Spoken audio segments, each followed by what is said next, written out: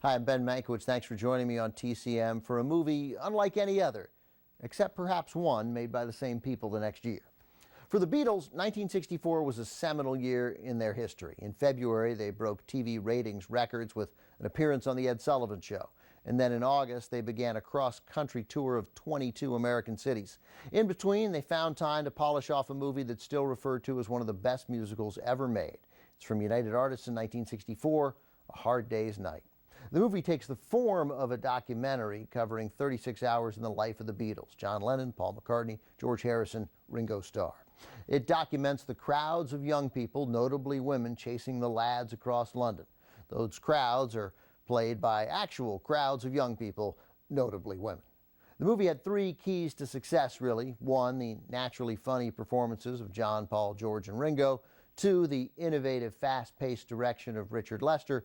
And three, the soundtrack, which includes I Should Have Known Better, All My Loving, If I Fell, Can't Buy Me Love, And I Love Her, Tell Me Why, She Loves You, and the title song, A Hard Day's Night, which came from a phrase supposedly uttered by Ringo after a long night of recording.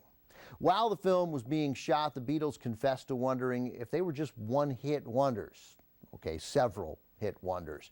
But they worried they'd be out of style before the movie was released. But the film's success showed that Beatlemania was here to stay. In Germany, the movie's title was Yeah, Yeah, Yeah. In Italy, it was called All for One. In France, it was known as Four Boys in the Wind. In any language, it was a huge hit. Andrew Sarris, then of the Village Voice, called it the Citizen Kane of jukebox musicals. It spawned another high-quality Beatles movie from Richard Lester the next year, Help.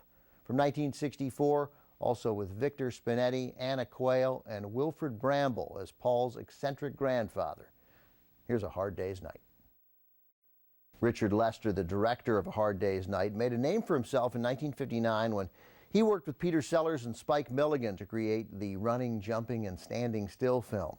It caught the attention of the Beatles, particularly John Lennon, and led to Lester becoming the director on A Hard Day's Night. Lester's use of quick cuts and fast-paced camera moves were often out of necessity, a product of filming on location without proper permits. But that style came to be associated with Lester and led to him being dubbed the father of the music video. When MTV officially referred to him by that title, Lester responded by saying he wanted to see a paternity test.